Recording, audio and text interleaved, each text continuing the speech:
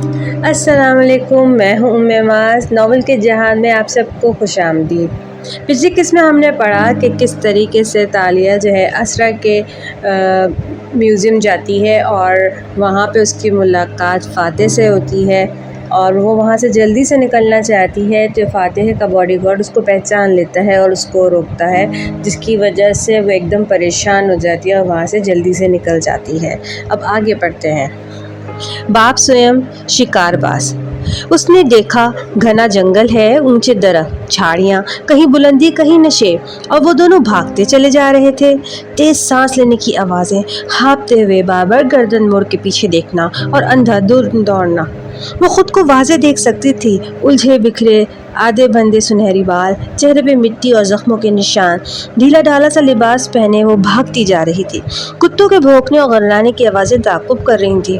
کوئی اس کے ساتھ بھاگ رہا تھا، وہ بھی بار بار گردن گھما کے تعاقب کرنے والوں کو دیکھتا تھا۔ پھر ایک دم وہ رک گئی، جھک کے گہرے گہرے سانس لینے لگی۔ وہ جو چند قدم آگے نکل گیا تھا واپس مڑا۔ چتالیہ رکیں گی تو ان کا شکار بن جائیں گی، دوڑیے۔ وہ اس کے کندھے کے پیچھے گھبراہٹ سے کچھ دیکھتا تھا۔ نہیں، اس نے پھولتی سانسوں کے درمیان دائیں بائیں گردن ہلائی۔ ان کے پاس شکاری کتے ہیں، تالیہ نہیں بھاگے گی، وہ کہتے ہوئے دائیں طرف بڑھی۔ چند قدم اٹھائے، آوازیں قریب آ رہی تھی۔ چتالیہ آپ کیا کر رہی ہیں؟ تالیہ اور ایڈم میں یہی فرق ہے، تم ایڈم شکار بن کے سوچتے ہو، میں شکار باز بن کے سوچتی ہوں۔ وہ ادھر ادھر جھاڑی میں ہاتھ مار رہی تھی۔ اگر میں شکاری ہوتی تو تالیہ اور ایڈم کو کیسے ڈھونڈتی؟ کیسے؟ وہ چیزیں ہوتی ہیں شکاری کتوں کے پاس جن سے وہ شکار کو پکڑتے ہیں۔ اس نے جھاڑیوں میں کچھ تلاش کرتے انگلیوں کی وی بنا کے پیچھے دکھائی۔ ان کی رفتار اور سونگنے کی حس، وہ دھندلی کی طرح چلتے تنفس کے درمیان رک رک کے کہہ رہی تھی۔ رفتار اتنی تیز ہوگی جتنا تیز مالک چل سکتا ہے۔ اس نے کتے کی زنجیر تھام رکھی ہوتی ہے۔ شکاری کتوں کو زنجیر کے بغیر کوئی نہیں جنگل میں لاتا، اور اس کا مالک اتنا تیز نہیں ہے۔ کتوں کو ہم تک پہنچنے میں وقت لگے گا، ہمیں کتے سے زیادہ نہیں، اس کے مالک سے زیادہ تیز بھاگنا ہے۔ بھونکنے کی آوازیں ہر پل قریب ہو رہی ہیں، اور دوسری چیز اس کی خوشامد۔ اسے دمے کے مریض کی طرح سینے پہ ہاتھ رکھ کر سانس لیتے ہوئے کہا، سونگنے کی خوشبو۔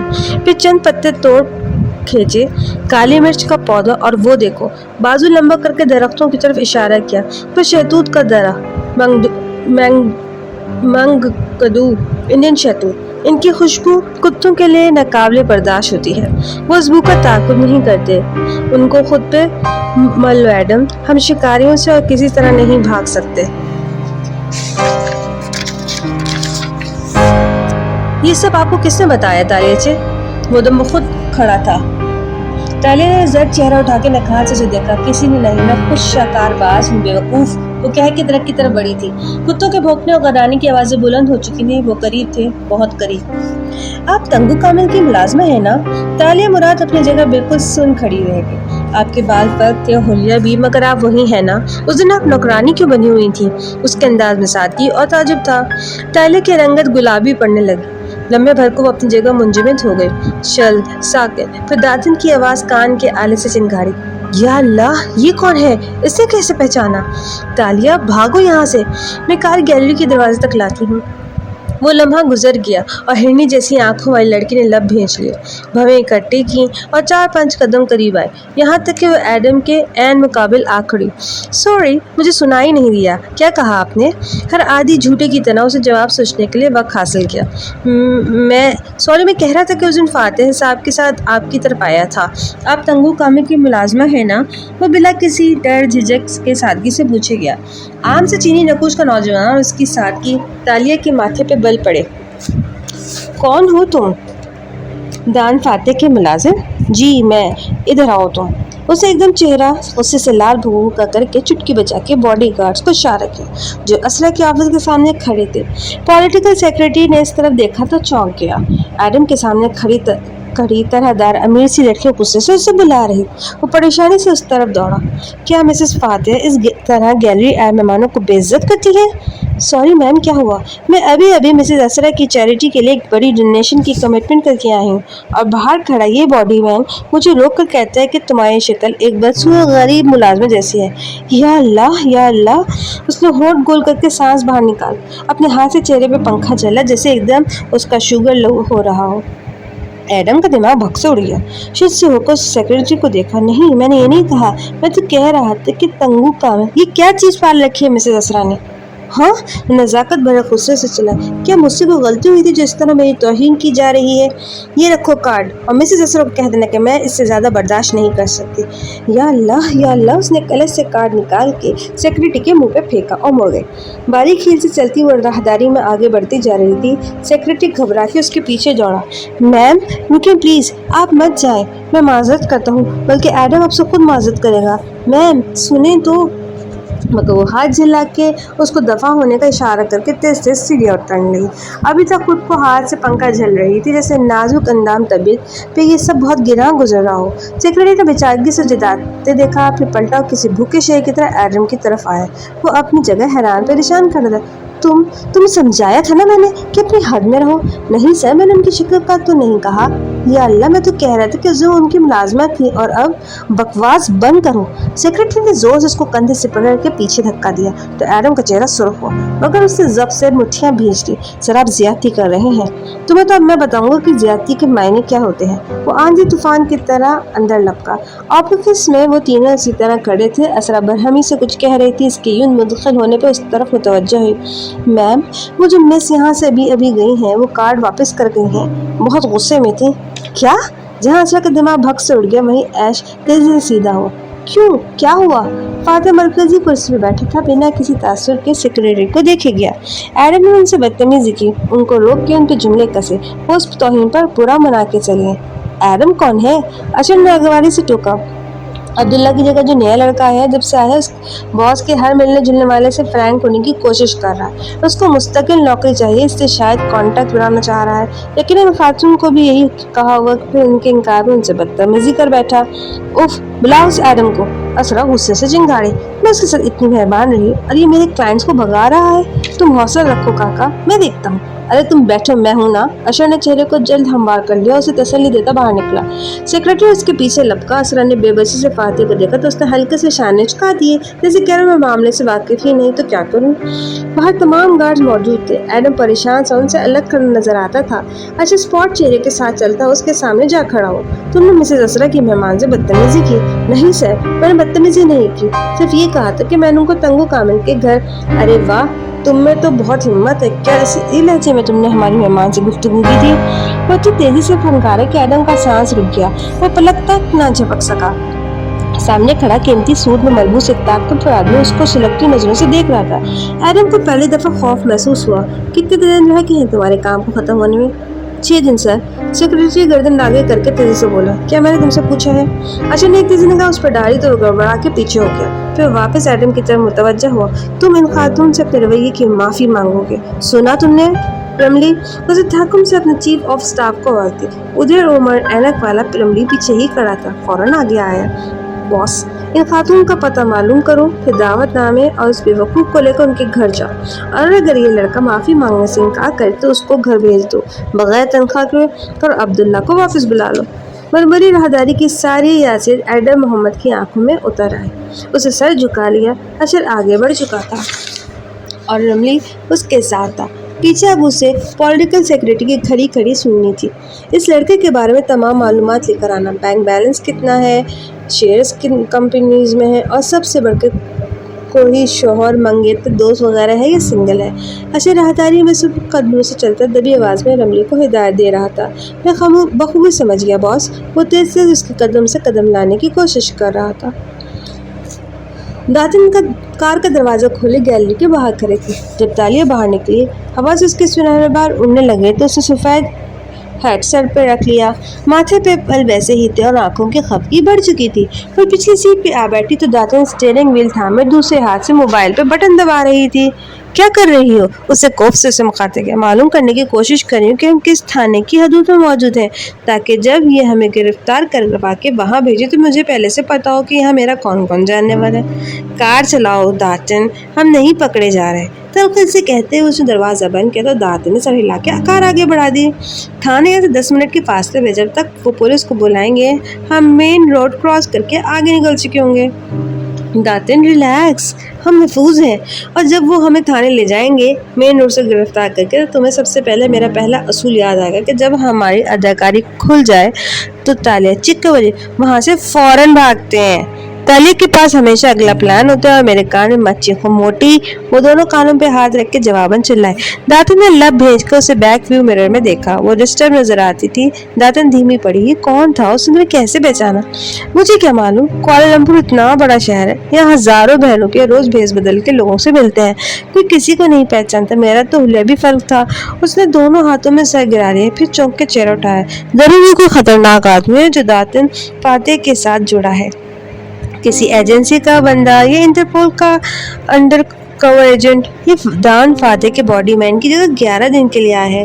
ڈینگی اسکیم کے وقت معلومات اکٹھے کرتے مجھے پتا چلا تھا، مگر مجھے اتنا اہم نہیں لگا تو میں نے اس کی زیادہ جانچ پڑتال نہیں کی۔ داتن افسوس سے کہہ رہی تھی، متبادل ملازم، اوہ!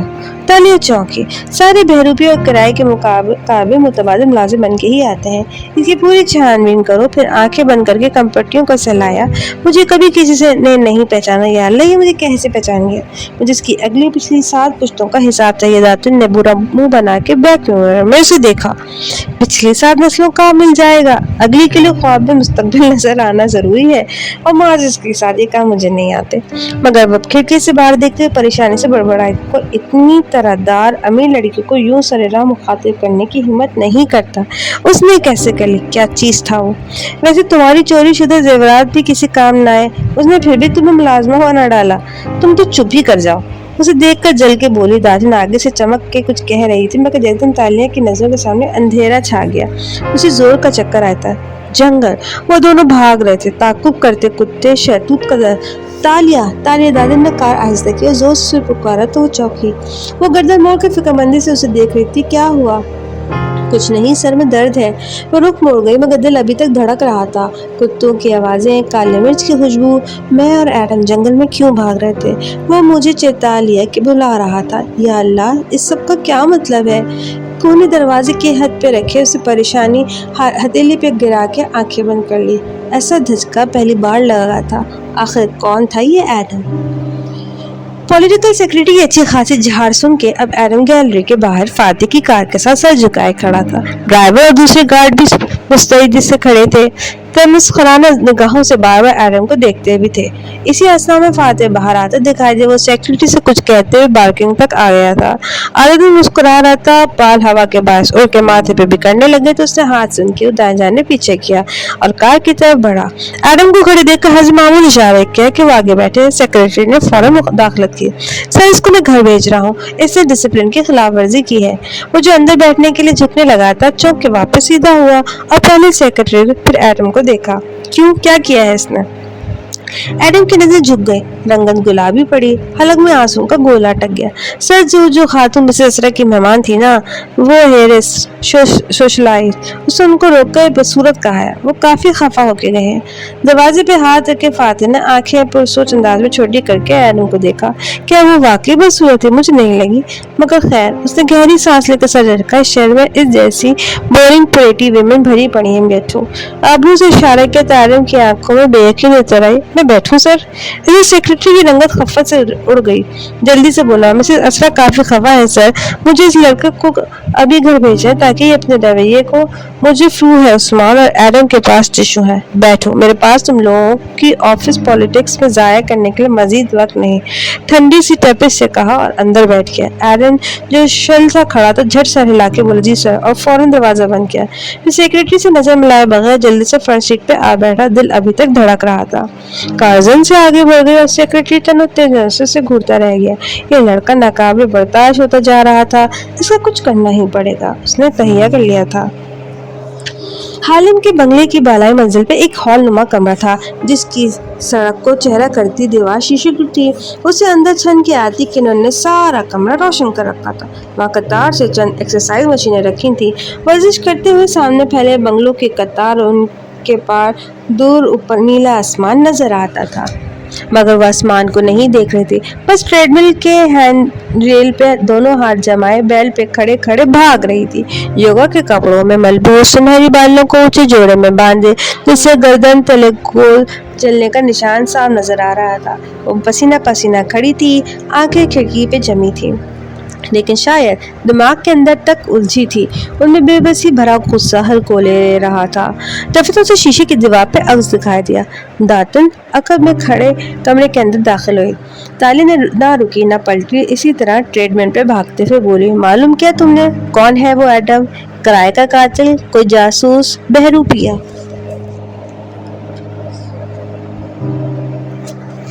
तालिया भारी भरकम दातन हिचकिचाते हुए करीब आई। तालिया ने बटन दबाया और ट्रेडमिल की रफ्तार बढ़ाई। कदमों तले बिछा रनिंग बेल्ट मजीद दबाने से भागने लगा। वो लड़का एडम, मैं कभी ग्रिफ्टिंग नहीं करती, वो फूले तनफ्फुस के दौरान खुद से बोले जा रही थी। ग्रिफ्टर वो ठग होता है जो भेज बदल बदल के लोगों से मुख्तलिफ स्कीमों के नाम पे पैसे बटोरता है। मैं कैट बर्गर हूँ, रात को दबे पाँव फलांग के आने वाला चोर। ऐसे किरदार करती हूँ जो पसे मंजर में रहते हों। वेटर, नौकरानी, बच्चों की आया, मुझे कभी किसी ने नहीं पहचाना। उसने पहचाना तो कैसे? वो गुस्से में थी। सुनो, वो कोई आम आदमी नहीं हो सकता। वो खिड़की के पार देखते हुए दांत पे दांत जमाए कह रही थी। बहुत ज़हीन, बहुत गहरी नजर का मालिक था। उसका वो एतमाद जिससे उसने मुझे पुकारा आम आदमी वैसा नहीं करता। दातन आगे आई और ट्रेडमिल का बटन दबा दिया। मशीन बंद हो गई, बेल्ट रुक गई। वो जरा से लड़खड़ाई, वो गुस्से से दातन को देखा। क्या? दातन ने पहले जूस की बोतल उसके सामने रखी पे बोली, तहम्मुल से सुनो। वो एक मामूली घराने का मामूली लड़का है, बेरोजगार है। फौज में नौकरी मिली थी मगर जल्द ही दमे की शिकायत की वजह से वापस भेज दिया गया। तब से अब तक ढंग की नौकरी नहीं कर सका। बाप एक कपड़ों के स्टोर पे सेल्समैन है। मंगनी हो चुकी है और जल्द शादी होने वाली है। बिल्कुल परफेक्ट कवर स्टोरी। उसने बोतल मुंह से लगाई, चंद घूंट घटाघट बढ़े, फिर बोतल नीचे की और सुर्ख तमतमाते चेहरे के साथ दातन को देखा। मगर असल में कौन है वो, ये बताओ। वो यही है तालिया, एक सादा सच्चा ईमानदार लड़का, जैसे तंगो कामिल की मुलाजमा तालिया थी। उसे सर झटका और ट्रेडमिल से उतरा। कोई सच्चा ईमानदार नहीं होता यहाँ दातन, सबकी सया दास्तानें होती हैं। ये जो तुम बता रही हो ये तो इस एडम ने अपनी फाइल में लिखा होगा ना, मगर वो असल में कौन है? वो यही है तालिया। इसके मोहल्ले में मेरा एक कांटेक्ट रहता है। वो 26 बरस से उसको जानता है। सारा मोहल्ला उसके खानदान को जानता है। वो नेक शरीफ लोग हैं। वो कोई जासूस, कोई किराए का कातिल नहीं है। वो सादा और सच्चा मशहूर है। तालिया ठहर गई, चेहरे पे शर्म हो जाने की सी कैफियत पैदा। ऐसा नहीं हो सकता, वो बेयकीन थी। सच्चे लोग नहीं होते दुनिया में, जो होते हैं वो ज्यादा देर तक ठहरते नहीं। दुनिया हर तरह के लोग होते हैं, एक सांसे से कोई दो लोग नहीं बनाए अल्लाह ने। वो तोले से गर्दन थपथपाने लगी, उलझी हुई नजर आ रही थी। चंद लम्हे खामोशी में गुजर कर बाहर शाम की किरणें अब डूबने लगी थी। अगर वो इतना ही ज़हीन था तो अब तक जिंदगी में कामयाब क्यों नहीं हो सका? क्योंकि हर शख्स को अपनी जहानत का इल्म नहीं होता। तालिया, जहानत अलग चीज होती है, जहानत का एतमाद अलग। दातन समझाओ से उसको समझा रही थी। या शायद वो शिकार की तरह सोचता है। वो बड़ा है। दातन ठीक से सुनना भाई, पूछने लगा, तुमने ब्रेसलेट क्यों नहीं चुराया? तालिया पलट गया, दीवार गैर रोशन खिड़कियों से बाहर दिखने लगी। सूरज दूर ऊपर जामुन पड़ता नजर आ रहा था। अपनी आंखों में बहुत से इंसानों के राज दबा के भी वो शाम के पैर पुरसुकून लगता था। जिसकी मुझे तलाश है दातन, शायद उसको भी मेरी तलाश है, मगर वो चोरी नहीं किया जा सकता। इस सिक्के या इस ब्रेसलेट को कभी किसी ने चोरी नहीं किया, हमेशा बेचा या तोहफे में दिया। मैंने इसे छूना चाहा तो वो दमकने लगा। मैं इसको ऐसे नहीं चुरा सकती। दातन की नजर बेख्तियार उसकी गर्दन के निशान पर ठहरे। क्या मुझे तालिया को बता देना चाहिए? उसे सर झटका। मगर फिक्र ना करो, मेरे पास प्लान है। मैं अपनी चाबी वापस लेकर ही रहूंगी। वो अजम से सुलगते हुए कह रही थी। तालिया, शायद हमें इसको छोड़ देना चाहिए, शायद ये वाकई कोई मलून शय हो। और वो तेजी से घूमे, गुस्से से दातन को देखा। तुम्हें क्या लगता है दातन, मेरे पास क्या है जिंदगी में? वो एकदम से उससे फट पड़ी थी कि लियाना साबिर हक्का बक्का रह गए। तुम्हें लगता है मैं जो हंसती हूँ, मजाक करती हूँ, सब सच है? ये जो मैं कहती हूँ कि मुझे कभी फलां सेलिब्रिटी बेकश है तो कभी दातन फाते पसंद है, ये सब मेरे दिल की बातें हैं। नहीं दातन, ये सब झूठ है। मैं झूठ बोलती हूँ, खुद को खुश रखने के लिए बहाना करती हूँ, वरना मेरी जिंदगी खाली है।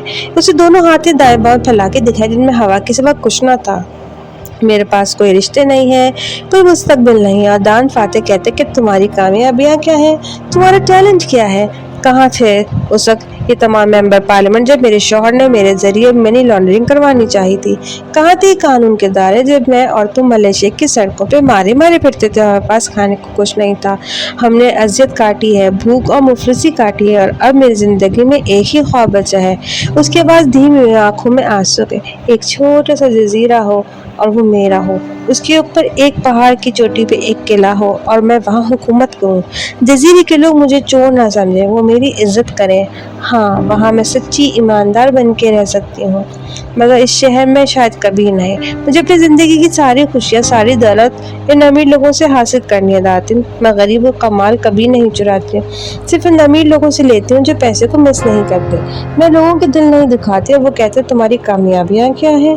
आंसू टप टप उसकी आंखों से बह रहे थे और बोलते बोलते उसकी हिच्ची बन गई थी, तो वो वहीं खड़े के साथ फर्श पे बैठती चली गई, ऐसे ही अकड़ू हालत में, और थोड़ी घंटों पे रख दी। आंसू हनूस गिर रहे थे। तुम इतनी दुखी हो तालिया? दातिन धीरे से उसके सामने होम जिम मशीन की सीट पर बैठी है और मलाज से उसका चेहरा तिका। मैं अंदर से ख्याल नहीं आना, मेरी जिंदगी का कोई मकसद, कोई अज़म कुछ नहीं है। शायद वो ठीक कहते हैं, मैं कुछ नहीं करती, मेरी कोई कामयाबी नहीं है। उसने हथेली से आंसू रगड़ा, रंधी आवाज में बोली। फिर गर्दन मोड़ी तो देखा कॉलोनी की सड़क पे एक औरत वॉकर को धकेलती हुई दिखाई दे रही थी। वॉकर में कोई बच्चा था जिसके ऊपर वो छाता ताने हुए थी। मुझे नहीं जानना मेरे माँ बाप कौन थे, मुझे सिर्फ ये बात दुख देती है कि उन्होंने मुझे क्यों छोड़ा। क्या कोई ऐसे अपने बच्चे को छोड़ के भूल जाते हैं? उसकी आज़ुर्दा आंखें सड़क पर चलती औरत पे जमी थी। लोग खुशकिस्मत उनके पास कोई घर है जहाँ पे उनका कोई इंतजार करता है, मेरे पास तो वो भी नहीं है। दातिन, अगर मैं इस ऊंचे महल में मर भी जाऊँ तो कितने दिन हमसाइयों को भी खबर नहीं होगी। दातिन की आंखें नम हुई। और मैं? तालिया ने गर्दन मोड़ के गीली आंखों से उसे देखा। एक तुम ही हो, मगर लोग कहते हैं खून के रिश्ते सब कुछ होते हैं, दोस्ती का रिश्ता कुछ नहीं होता। मुझे खौफ आता है कि तुम भी मुझे छोड़ के चली जाओगी। अगर मेरे माँ बाप मुझे छोड़ सकते थे तो मुझे कोई भी छोड़ सकता है, इसलिए मैं ढेर सारी दौलत हासिल करना चाहती हूँ। वो कम से कम मेरे साथ तो रहेगी। सोना और हीरे धोखा नहीं देते, बस एक आखिरी वारदात। उससे सख्ती से सी आंखें रगड़ी जो अंदर से गुलाबी पड़ गई थी। दातिन ने टूटे दिल के साथ गहरी सांस ली और घुटनों पे हाथ रख के उठी। मेरे तुम्हारे जैसे लोग कभी नहीं नेक हो सकते तालिया, हम कभी सच्चे ईमानदार नहीं हो सकते।